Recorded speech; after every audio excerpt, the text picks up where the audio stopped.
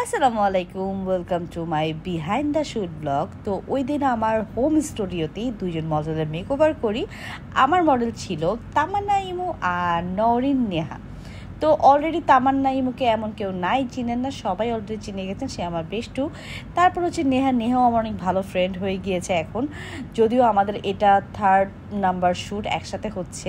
তো আমরা একটা থিম বেস কাজ করতেছি। তো শ্যুট লোকেশনটা অনেক দূরে, এখন বুঝতেই পারছেন আমরা নদী নালা পাড়ি দিয়ে আমরা শ্যুটের লোকেশনে যাচ্ছি।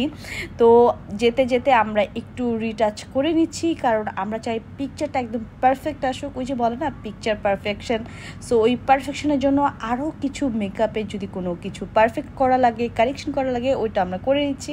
কারণ আমরা চাই না পিকচারে কোনো রকম কিছু প্রবলেম আসুক বা কোনো কিছু নিয়ে কোনো ইমপারফেকশন থাকুক। তো একটু রিটাচ তো লাগেই।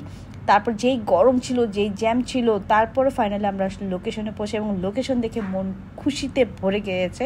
এত সুন্দর লোকেশন, মানে আমাদের যে থিম বেস কাজ ছিল, তামিলনাড়ু যে মেইন ক্যারেক্টারটা ছিল, আর আমরা একটা পূজা থিমের একটা ক্যারেক্টার করেছি, মানে দুইটা লোকের জন্য লোকেশনটা একদমই পারফেক্ট ছিল। আমরা তামিলনাড়ু যে ক্যারেক্টারটা করেছি তামান্না ইমুর উপরে, ওইটা একটা তামিলনাড়ুর একটা মেয়ে। তো ওর ক্যারেক্টারটা আমি এটা রিভিল করতে চাচ্ছি না ডিটেলটা, বাট ওই ক্যারেক্টারটা এত সুন্দরভাবে, মানে ছবিটা আমি একটু একটা বা দুইটা আমি দেখেছি, খুবই সুন্দর আসছে। ইনশাল্লাহ আমার আরেকটা পেজ মেকওভার পেজে আমি এটা শেয়ার করবো ইনশাল্লাহ, আপনারা চাইলে ওই পেজে গিয়ে দেখে আসতে পারেন। মানে লোকেশনটা এত বেশি সুন্দর ছিল, মানে কষ্টটা সার্থক হয়ে গিয়েছে যখন আমি লোকেশনে যাই এবং ছবিগুলো দেখতেছিলাম, ভিডিও নিয়েছিলাম। আমি অলরেডি একটা ভিডিও পোস্ট করে দিয়েছি, খুবই সুন্দর আসছে। আলহামদুলিল্লাহ আল্লাহর কাছে অনেক শুকরিয়া যে কষ্টটা যখন সার্থক হয় আসলে খুবই ভালো লাগে।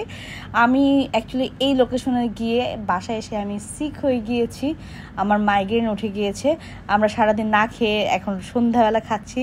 এই ছিল একটা ব্লগ বিহাইন্ড দ্য শ্যুট। কেমন লাগলো কমেন্ট করে জানাতে ভুলবেন না। আল্লাহ হাফেজ।